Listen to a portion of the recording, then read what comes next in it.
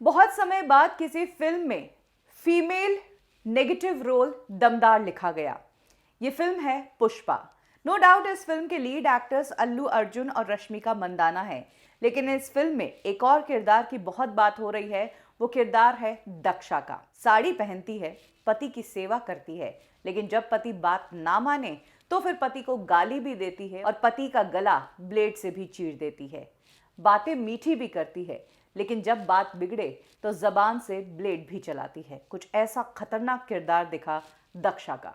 दक्षा के इस किरदार को देखकर लगा कि इस एक्ट्रेस से अच्छा ये रोल कोई निभा ही नहीं सकता है। एकदम अलग किरदार। और अक्सर हमारी हिंदी फिल्मों में हमेशा एक्टर्स के ही अच्छे रोल लिखे जाते हैं, लीड एक्टर्स के, या फिर मेल विलेन के लिए ही अच्छे रोल लिखे जाते हैं। इस फिल्म में ऐसा पहली बार हुआ है जब एक फीमेल कैरेक्टर के लिए दमदार विलेनस रोल लिखा गया। आज कब क्यों और कैसे में हम पुष्पा फिल्म में दक्षा का किरदार निभाने वाली अनुसुया भारद्वाज की ही बात करेंगे। कब एक ऑर्थोडॉक्स फैमिली में पैदा होने वाली अनुसुया आज धड़ल्ले से फिल्मों में दमदार किरदार निभा रही है।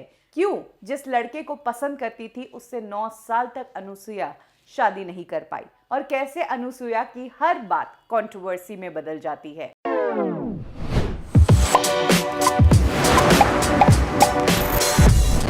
अनुसुया का जन्म विशाखापट्टनम में हुआ। एक ब्राह्मण फैमिली में जन्मी अनुसुया की फैमिली ऑर्थोडॉक्स थी।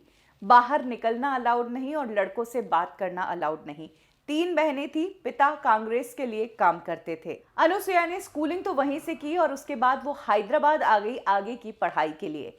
कॉलेज टाइम ये वो पहली बार था जब अनुसुया ने किसी लड़के से बात की, और इस दौरान जिस लड़के से उन्होंने बात की उसी से उनकी दोस्ती हो गई। ये और कोई नहीं बल्कि सुशांक भारद्वाज थे, जो कि आज अनुसुया के हस्बैंड हैं, उनके 2 बच्चों के पिता हैं।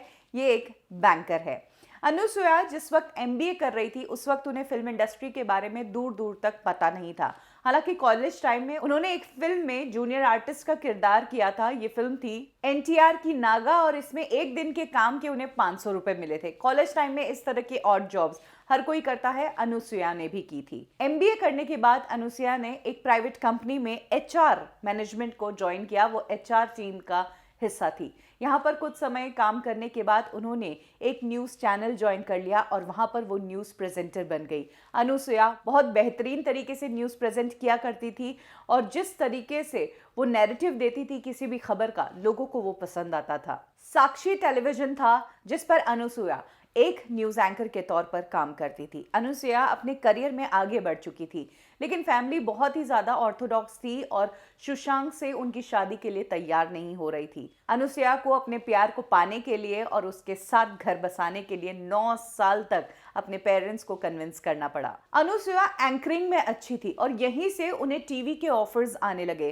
टीवी पर कई सारे शोज होते हैं जहां पर होस्ट और एंकर की जरूरत होती है, और अनुसुया एंकरिंग में अच्छा नाम कमा रही थी, अच्छा काम कर रही थी, इसीलिए उन्हें कई सारे टीवी शोज ऑफर हुए और धीरे धीरे वो टीवी शोज होस्ट करना शुरू हो गई। यहाँ पर टीवी पर भी उन्हें अच्छी खासी पॉपुलैरिटी मिली और टीवी से उन्हें फिल्मों के लिए रोल्स ऑफर होने लगे। कहते हैं कि आपको जब भी कोई काम करने का मौका मिले और अगर आप उस काम को परफेक्टली करते हैं तो फिर आपकी ये मेहनत आगे के लिए रास्ता खोल देती है। यही कुछ हुआ अनुसुया के करियर में। कहाँ वो एचआर में काम कर रही थी, कहाँ न्यूज प्रेजेंटर बन गई, टीवी होस्ट बन गई और अब फिल्मों में कैरेक्टर रोल्स निभा रही थी। 2016 से अनुसुया ने फिल्मों में काम करना शुरू किया था और दूसरी ही फिल्म से वो चर्चा का विषय बन गई। लोगों को उनकी एक्टिंग दमदार लगी, कैरेक्टर को बहुत सही तरीके से रियलिस्टिक टच से वो पोर्ट्रे करने लगी। क्षणम, गायत्री, रंगस्थलम, ये कुछ फिल्में हैं जिन्होंने अनुसुया को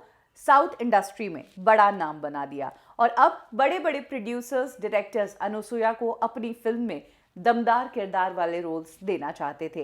अनुसुया जहां एक तरफ बेहतरीन रोल्स कर रही थी, उनके रोल्स के लिए उन्हें तारीफ मिल रही थी, वहीं उनके कमेंट्स और उनके स्टेटमेंट्स सोशल मीडिया पर बवाल मचा रहे थे। अनुसुया की बड़ी कंट्रोवर्सी तब हो गई जब एक फैन ने अनुसुया के साथ फोटो क्लिक कराने की कोशिश की और अनुसुया ने गुस्से में आकर उसका फोन फेंक दिया।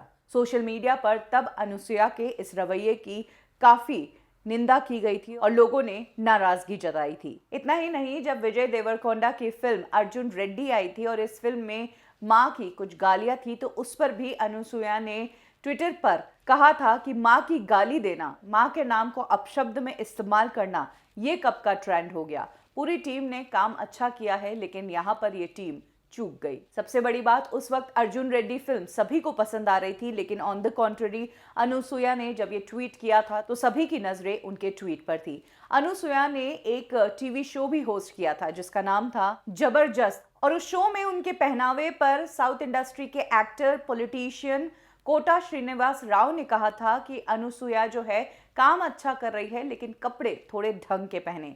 तब अनुसुईया ने जवाब दिया था और कहा था कि जब कभी कोई आदमी अपनी फिल्मों में शर्ट खोलता है और सीना दिखाता है, तब उसे कोई क्यों कुछ नहीं कहता है, हमेशा सारी उंगलियां औरतों पर ही क्यों उठती हैं। उस दिन पता चला था कि अनुसुईया सिर्फ स्ट्रॉन्ग किरदार ही नहीं निभाती है, बल्कि उनके विचार भी स्ट्रॉन्ग है और उन्हें वो स्ट्रॉन्गली प्रेजेंट भी करती है। फिलहाल फिल्म पुष्पा में अनुसुईया के किरदार को देखकर हर कोई हैरान है कि बहुत समय बाद एक फीमेल को इस तरह के रोल में देखा गया और वाकई में एक नया फ्लेवर ऐड किया है अनुसुईया के रोल ने पुष्पा फिल्म में। अगर आपने भी पुष्पा फिल्म देखी है और उसमें आपने अनुसुईया का किरदार ध्यान से देखा है, तो प्लीज बताइए कि उनकी एक्टिंग आपको कैसी लगी।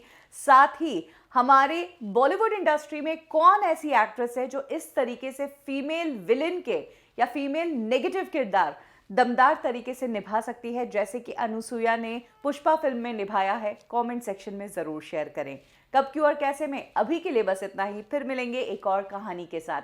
तब तक के लिए लाइक करें हमारा फेसबुक पेज बॉलीवुड ठिकाना, फॉलो करें हमें इंस्टा पे और सब्सक्राइब करें हमारा यूट्यूब चैनल बॉलीवुड ठिकाना।